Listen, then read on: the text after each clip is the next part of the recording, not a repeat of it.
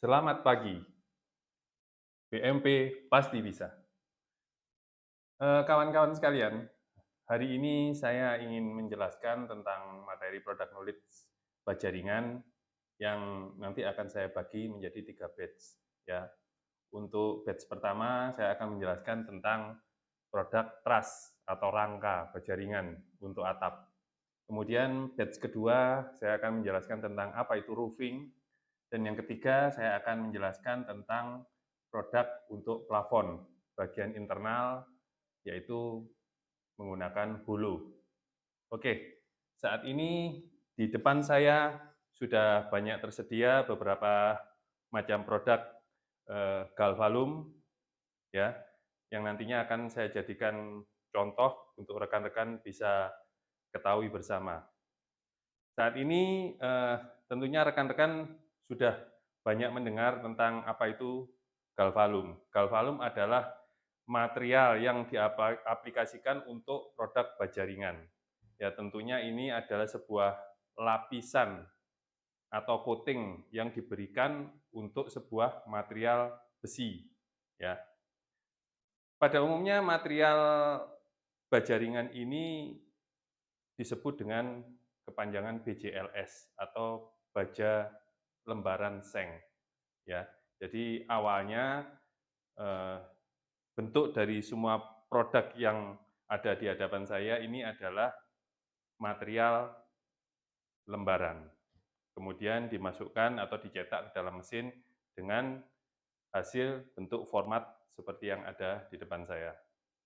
Nah, untuk saat ini saya akan menjelaskan tentang produk truss. Apa itu truss? Truss adalah rangka baja ringan, ya, di mana semuanya adalah konstruksi pembentuk dari sebuah rangka atap.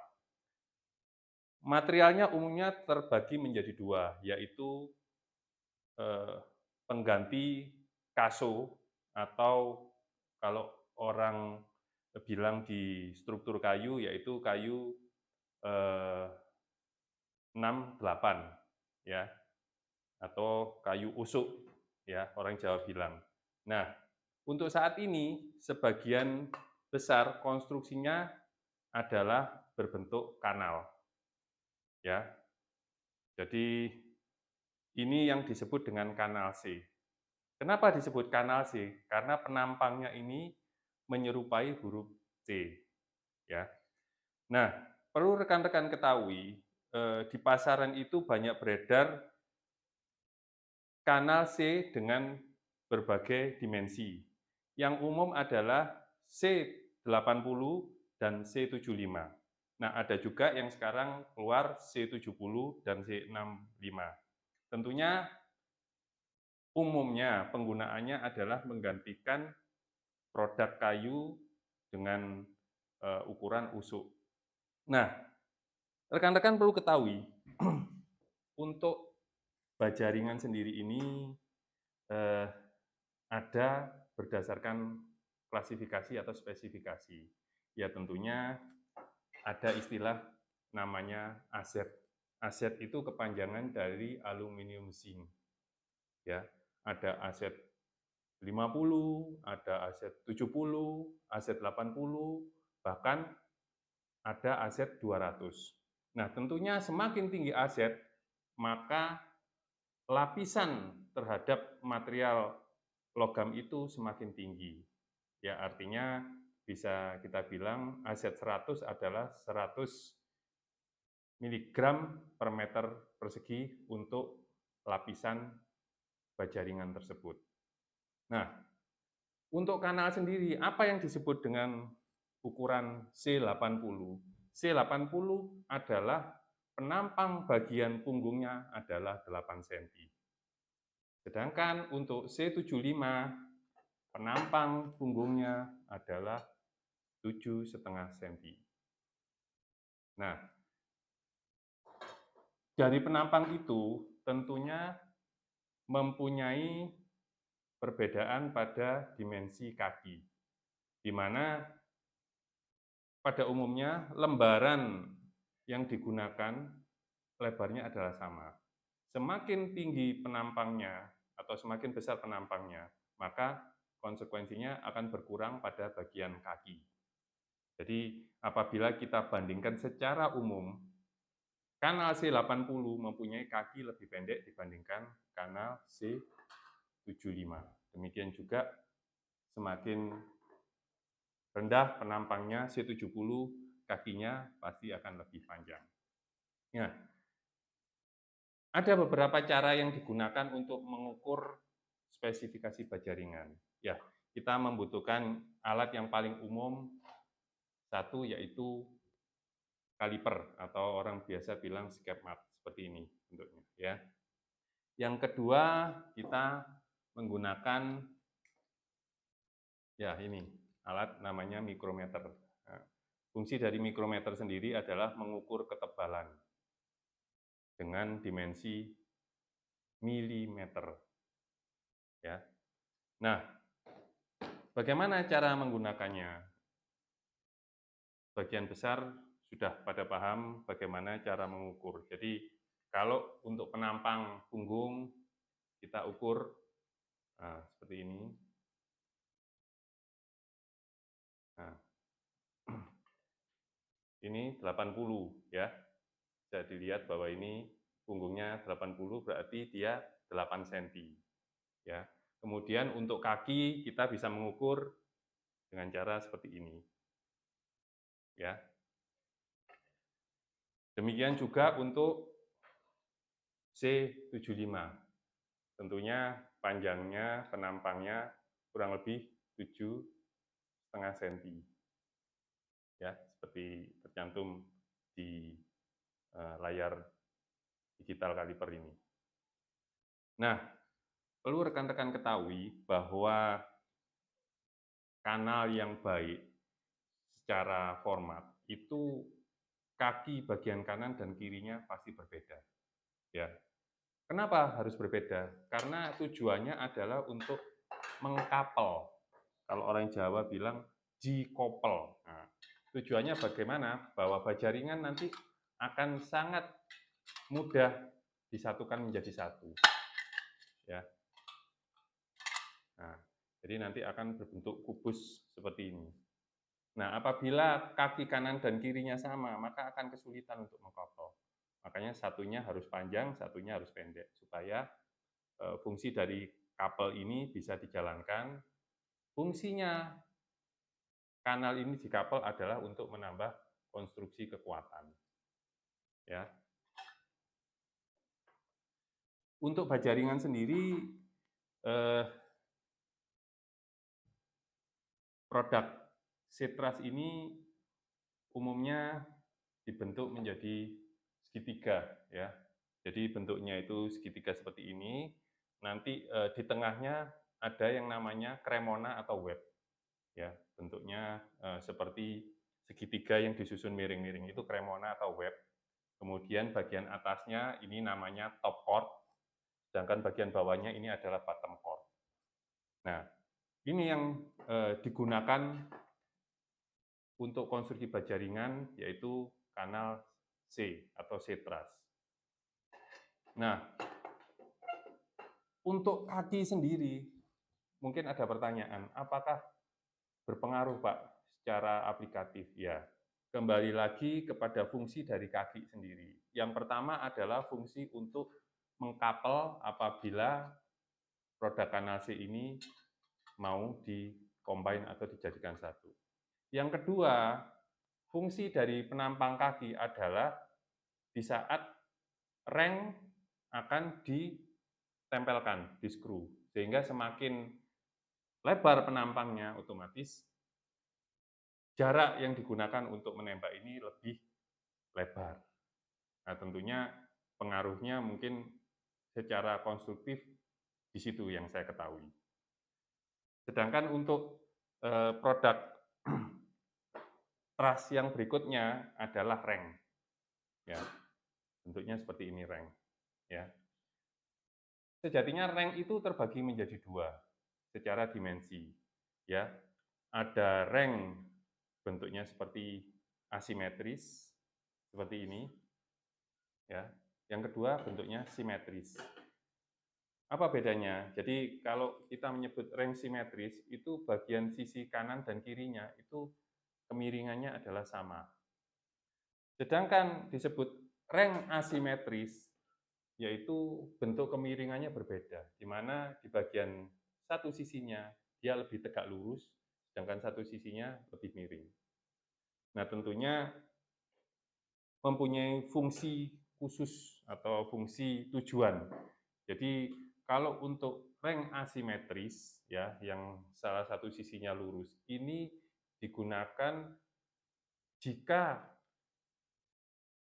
genteng yang akan dipakai atau atap yang dipakai itu ada tonjolan untuk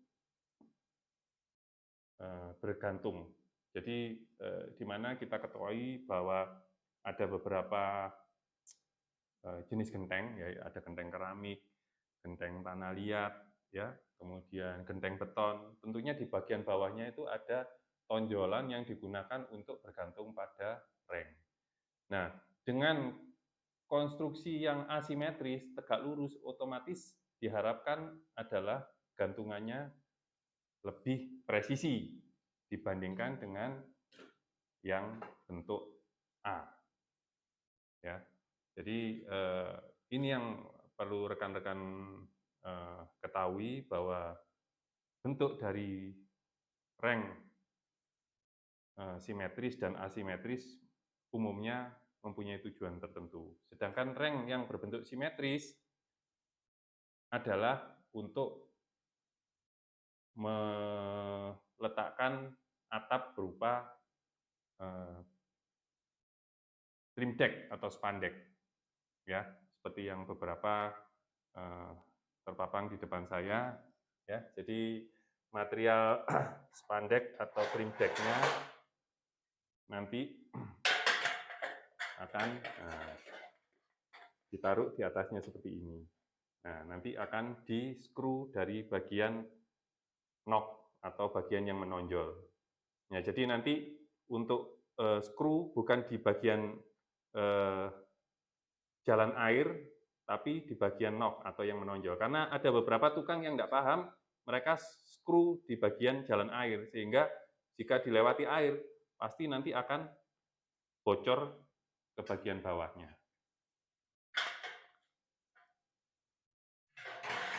Nah, perlu rekan-rekan ketahui bahwa di istilah bajaringan ada yang namanya G550, G400, G500. Apa? Itu adalah keterangan untuk kekakuan material lembaran tersebut. Jadi semakin tinggi tingkat G-nya, G550, berarti high tensile-nya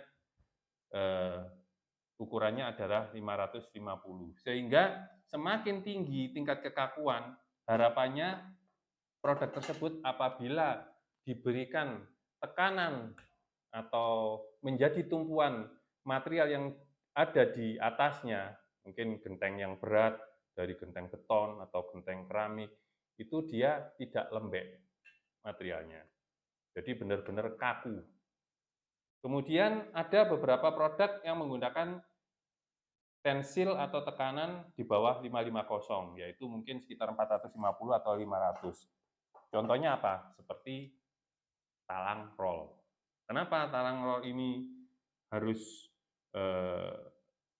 lebih lentur? Ya, karena secara manual mereka akan dibentuk, sehingga apabila tingkat kekakuannya tinggi, maka pengaplikasiannya untuk diformat atau dibentuk oleh aplikator atau tukang, dia akan kesulitan karena terlalu kaku. Jadi begitu akan dibentuk, dia akan kembali lagi karena terlalu kaku.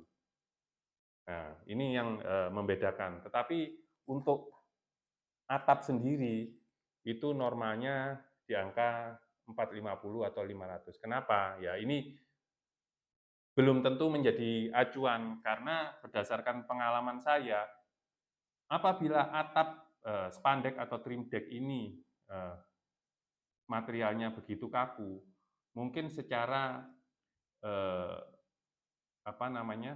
struktur dia nampak seperti tebal atau keras. Tetapi konsekuensinya apabila pada saat diaplikasikan di skrup, beberapa kasus dia pecah, ya, karena terlalu kaku. Jadi untuk atap ini umumnya di angka 450 hingga 500. Ini berdasarkan yang saya pahami waktu saya mempelajari produk baja ringan.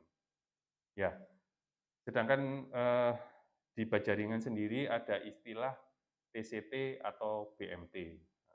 Apa itu TCT? TCT adalah kepanjangan Total Coating Thickness. Artinya ketebalan dari sebuah material setelah dilapisi. Jadi Total Coating Thickness. Sedangkan sebelum dilapisi, kita sebut dengan BMT atau Basic Metal Thickness. Nah, ini umumnya berkaitan dengan toleransi ketebalan. Bagaimana yang dimaksud? Jadi contohnya begini, banyak orang-orang di pasaran menyebutkan bahwa berapa ketebalan material? TCT 0,75.